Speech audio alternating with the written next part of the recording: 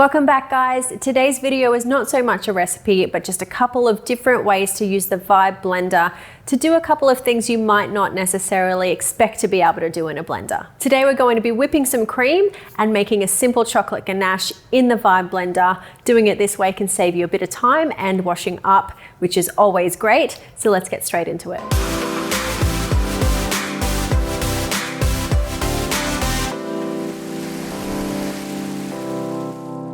So we're going to start with the whipped cream. I've got 400 mils of thickened cream that's going to go straight into the blender jug. The great thing about using the Vibe blender to whip up some cream is that we have that variable speed setting. So whether you want soft, medium or stiff peaks, you have that control.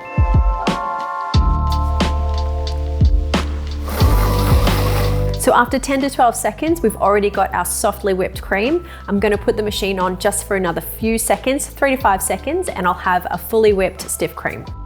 You need to keep a good eye on this because if you leave it in there for too long, you'll turn it into butter. So this is looking really good now. You could also add a little bit of vanilla and icing sugar to use for things like cakes and desserts.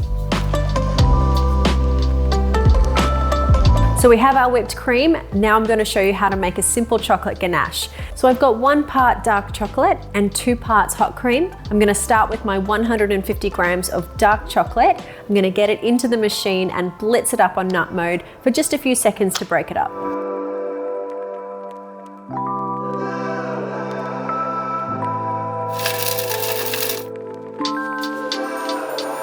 So that took about 10 seconds on nut mode to break up that chocolate into a nice fine powder.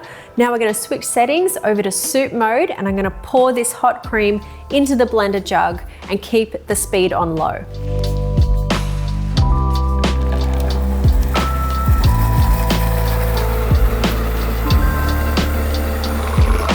So after about 15 to 20 seconds, you should have a nice smooth chocolate ganache.